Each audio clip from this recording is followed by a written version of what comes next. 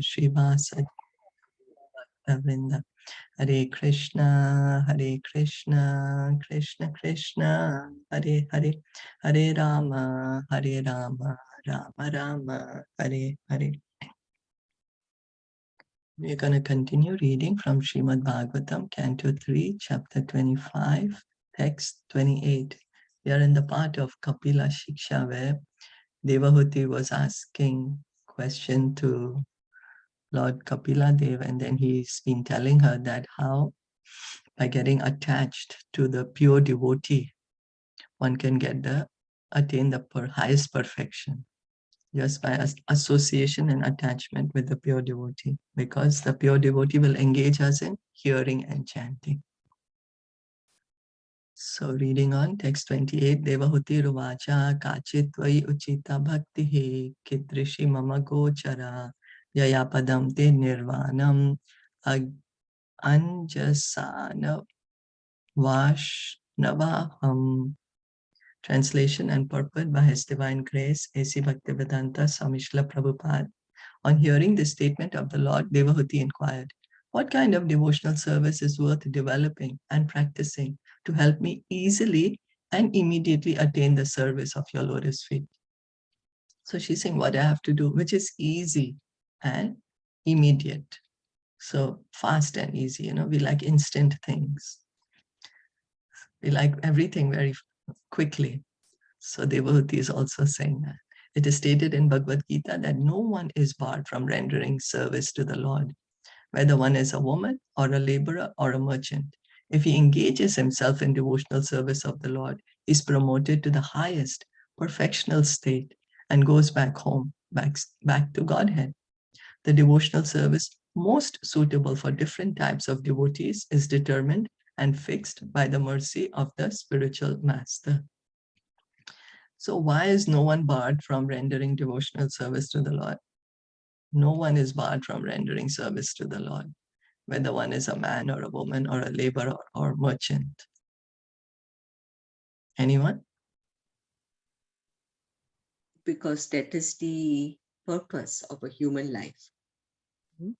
Yes, that's right. And each and every living entity, it is the Sanatan Dharma of the soul. It is the Sanatan Dharma of the soul to engage in rendering devotional service to the Lord. And in this way, one can easily go back home, back to Godhead. So how to engage in devotional service is most suitable, is given to us by the spiritual master. So then, yogo bhagavadmano nirvanata mamstvayoditaha kidrishaha kati changani yatastatva vabodhanam. The mystic yoga system, as you have explained, aims at the Supreme Personality of Godhead and is meant for completely ending material existence. Please let me know the nature of that yoga system. How many ways are there by which we can understand in truth that sublime yoga? There are different kinds of mystic yoga systems aiming for different phases of the absolute truth. So the absolute truth is realized in three features: the Brahmeti, Paramatmeti, Bhagwaniti, Shabdayate. The Gyan Yoga system aims at the impersonal Brahman effulgence, and the Hatha Yoga system aims at the localized personal aspect, the Paramatma feature of the absolute truth, whereas Bhakti Yoga or devotional service, which is executed in 9 different ways, headed by hearing and chanting, aims at complete realization of the Supreme Lord. There are different methods of self-realization, but here Devahuti especially refers to the Bhakti Yoga system, which has already been primarily explained by the Lord. The different parts of the Bhakti Yoga system are hearing, chanting, remembering, offering prayers, worshipping the Lord in the temple, accepting service to Him, carrying out His orders, making friendship with him, and ultimately surrendering everything for the service of the Lord. So we can see bhakti begins by hearing and chanting. So it's very easy. We do not need any qualification. We do not need a long life. We don't need to control the mind and senses. We don't need to do anything artificially to begin bhakti. There is no prerequisite preparation required to do bhakti. Immediately we can engage in bhakti. How? Just by hearing about Krishna is bhakti, by chanting his name is bhakti, remembering him is bhakti, offering prayers to him is bhakti. So these are very natural things. Offering prayers, whenever we need protection, it's such a natural thing. We all immediately seek the protection of the Lord. So we can see that it is the most easiest of the system, of the processes. So making friendship with him and ultimately surrendering everything for the service of the Lord. So those are higher stages of bhakti. May or may not be relevant for us, but the bhakti begins with hearing, chanting, remembering, offering prayers, worshipping the Lord. Those anyone can do. Anyone. The word nirvanatman is very significant in this verse. Unless one accepts the process of devotional service, one cannot end the continuation of material existence. As far as jnanis are concerned, they are interested in Jnana Yoga. But even if one elevates oneself after a great performance of austerity to the Brahman effulgence, there is a chance of falling down again to the material world. Therefore, Jnana Yoga does not actually end material existence. So the path of Jnana Yoga is very austere. It takes millions of lives, and there are many, many austerities one has to perform. It's not easy. It's a very difficult process. Not easy. And once one reaches the Brahman platform by practicing the Jnana Yoga system, even if one has reached the Brahman platform through this system of Jnana Yoga, there is a chance of coming back down. There is a chance. And therefore, it is called temporary. Therefore, it is temporary because it can bring one again into the material existence, even after being liberated. Similarly, regarding the Hatha Yoga system, which aims at the localized aspect of the Lord Paramatma, it has been experienced that many yogis, such as Vishwamitra, fall down. But Bhakti yogis, once approaching the Supreme Personality of Godhead, never come back to this material world, as confirmed in the Bhagavad Gita. So Vishwamitra, he is a great, great yogi, 60,000 years, great mystic power. But as soon as he heard the ankle bells of Menaka, he forgot everything and he went off with her. So these processes are there, but they're difficult, and also there is every chance of falling down. But Bhakti Yoga, what happens is when one takes the shelter of the Supreme Lord, one approaches the Supreme Lord for shelter, then that result is guaranteed, that liberation is guaranteed, that no more coming to the material world. Why? Because we are appealing to the mercy of the Supreme Lord. We are not depending on, I can do it. I am the one. No, we are completely dependent on the mercy of the Lord. And the Lord, of course, is merciful. He is more he's more anxious to get us out of the material world than we are. So many devotees give the example that monkey's baby holds, so the baby monkey is holding the mother by his hands. He's clinging onto the mother by his hands. So there is every chance that the baby can fall down. If he lets the hand go, he can fall down. But similarly, what happens to the cat and the kittens is the cat is holding the kittens in the mouth. So a mother, she's no way going to let her kittens fall down. No way. She's fully protecting. She's not going to let them go. That is the approach. So that is how when we engage in bhakti yoga, we are attracting the mercy of the Supreme Lord. We are taking his shelter, and he makes sure that we don't come back to the material world. So yad gat in the as it is confirmed in the Bhagavad Gita, yad gatva na nivartante. Upon going, one never comes back. So Krishna says, once one comes back to the eternal abode, you're never going to come back to the material world. Tyaktva deham punarjanma naiti. After giving up this body, he never comes back again to accept a material body. Nirvana does not finish the existence of the soul. So we may think that, okay, after I get nirvana, that is void, there's nothing there, it's zero, I don't exist anymore. No, the soul exists eternally. Krishna says in the Bhagavad Gita that the living entity, he is eternal. When he says the living entity, Krishna is not speaking of the body. He's not going to take so much efforts to speak about the body. No, he's speaking about the soul. So we may think, oh, anyway, after I die, what does it matter? I'll forget everything. It doesn't matter.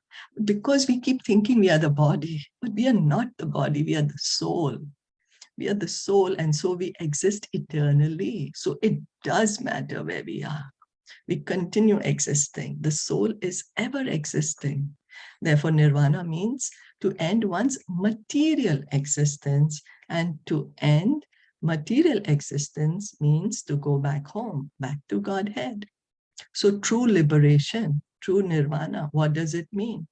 That put an end to material existence. Never come back to this material world.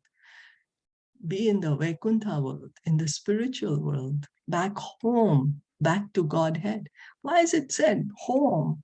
Home, that's where the souls live. That's the spiritual world. The soul is spiritual, so it lives in the spiritual world. Back home, back to Godhead. Is that okay? Yeah, Till just now, what wanted we to read? check. So in Buddhism, does it also mean the same? Nirvana means that you don't come back in this world? The real nirvana, this is the true meaning of nirvana. If we think nirvana means I'm not going to exist anymore, that is not what nirvana is. That is what I'm thinking what nirvana is. Does that make sense? Yes. Because I have also heard this word nirvana in, I think, Jain religion. They also say Yes. that their Prabhu has gone for nirvana. So that means that he has gone back to Godhead. Or I think they means mukti.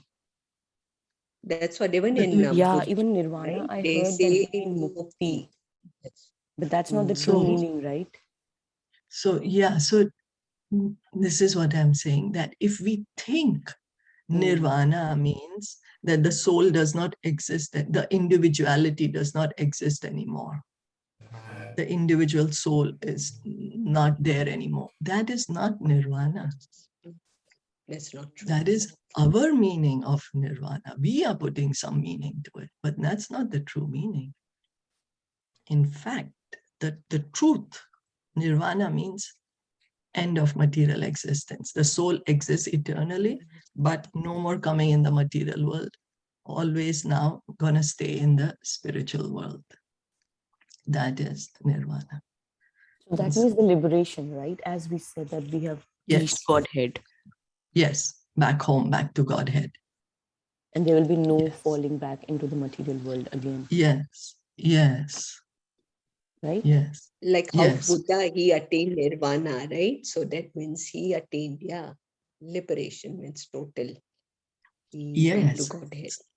Yes. I mean, of course, he's a incarnation, right? Yeah. Oh. Yes, he's an incarnation of Krishna. Yeah. Yeah. And also So, Adi Shankaracharya. So that means he was a jnani who taught on impersonal, right? So he was a yes. jnani. Yes. Correct? Oh. Adi Shankaracharya was a jnani, but he later, also said that Bhajagovindam, Bhajagovindam, Bhajagovindam, Mudamatehe. You know? But like as you Yeah. always say that But the his followers, I'm yeah, sorry. they just but like as you always say that the devotees took the half part, whatever they liked, and they did not take the whole. Yeah. Yeah. Yeah. And he came for a specific purpose. It's his service. This is Adi Shankaracharya's service to the Supreme Lord, to propound the impersonal theory. Do you know that part of why does that happen? Yeah, because Adi people didn't believe, right? People didn't believe in God. So that was in the Vedas, I think, right? Vedas. Yeah, they didn't believe in the Vedas. So he came to bring back the faith of the people in the Vedas. He is an incarnation of Lord Shiva. So he's not an ordinary person. He's an incarnation of Lord Shiva doing this specific service for Krishna. And because Krishna told him, okay, you keep the atheists out. You keep them out. I'm going to come and I'm going to propound bhakti. But so Krishna wants to see if really someone's sincere to go back home, back to Godhead or no.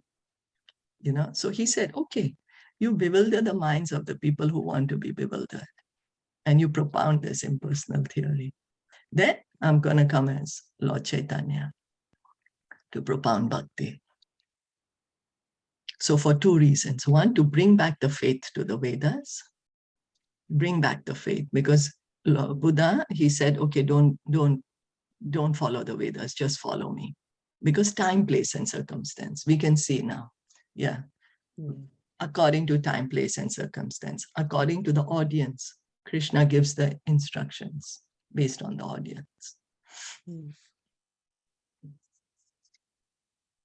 So sometimes it is asked how the living entity falls down from the spiritual world to the material world. You know, Prabhupada would be asked many times, if we were in the spiritual world, why are we here in the material world? Here is the answer. Unless one is elevated to the Vaikuntha planets directly in touch with the Supreme Personality of Godhead, he is prone to fall down, either from the impersonal Brahman realization or from an ecstatic trance of meditation. Another word in this verse, Bhagavad Banaha, is very significant. Banaha means arrow. The Bhakti Yoga system is just like an arrow aiming up to the Supreme Personality of Godhead. The Bhakti Yoga system never urges one towards the impersonal Brahman effulgence or to the point of Paramatma realization. This bana or arrow is so sharp and swift that it goes directly to the Supreme Personality of Godhead, penetrating the regions of impersonal Brahman and localized Paramatma. So Prabhupada is trying to explain that the fall down happens is because maybe he was there just on the Brahman platform in the Brahmajyoti, or he was on the platform of trance united with the Paramatma, but not yet entered one of the Vaikuntha planets. Once one enters any one of the Vaikuntha planets, one will never come down to this material world. That is the most secure place that a soul should go up to. The soul should try to go up to any one of the Vaikuntha planets. From that planet, we can never ever come down to the material world. And so bhakti helps us to do that. It aims directly at the Supreme Lord. Is that okay? So in this, Kapila Muni is telling the importance of Bhakti Yoga to his mother Devhuti. In this section, yes. Yeah, in this section, like there's the importance, Yes. like why we should be doing Bhakti, what do we get, and how to achieve it, right? Yes, very nice summarization. That's right. That's right. Because he's giving her knowledge. This is not the Gyan, Sankhya actually. Yoga. This is not the Sankhya Yoga. This is the Sankhya Yoga. this is the knowledge he's giving her. He's giving her a comparison, as you just said, a summary. Okay, you do this bhakti yoga because you will reach the spiritual world the fastest and the surest way. And then how he's you telling do her it. like that. How you do it. Yeah, and how you do it. He said you get attached to the devotee. You follow the instructions of the devotee. And then the ways how you can do it. Shravanam, Kirtanam. Shravanam, Kirtanam. Yeah, hearing and chanting. Very good. Yeah. Yes. So he's given her the whole thing in like a package, you know. So then this is Sankhya Yoga. Sankhya Yoga. Sankhya Yoga is the study. Yes. Right? Yes. Because some people think that Sankhya Yoga is different than Bhakti Yoga. No. Sankhya Yoga is Bhakti Yoga.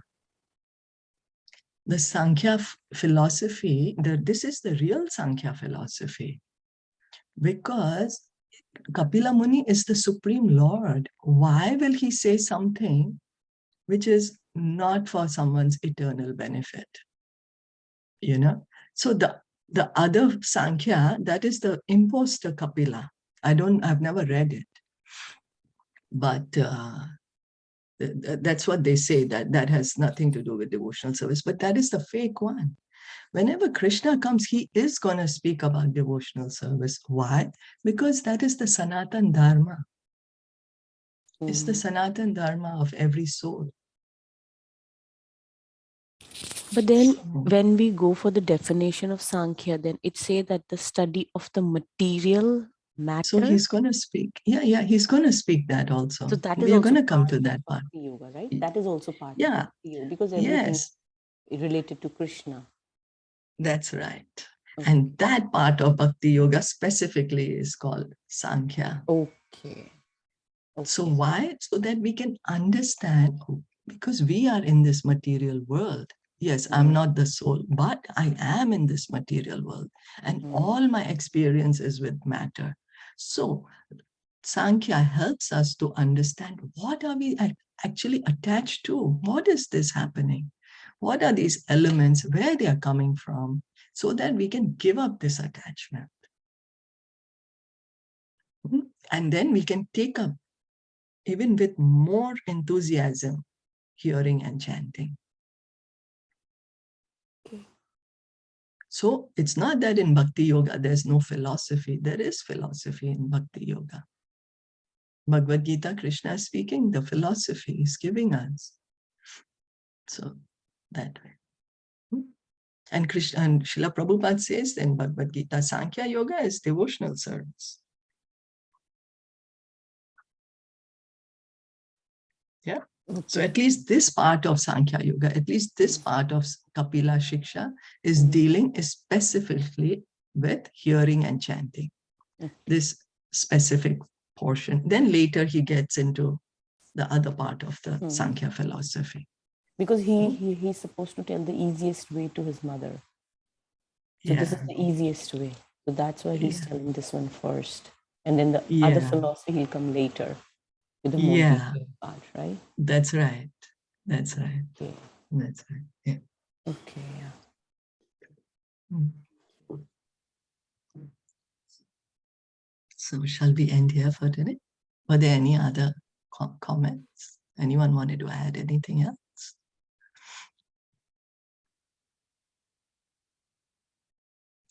No? No. Then we'll stop here. Thank you so much for all your participation and listening and joining. And Srimad Bhagavatam ki jai, Srila Prabhupada ki jai, Gaur Bhakta Vrinda ki jai. Hare Krishna.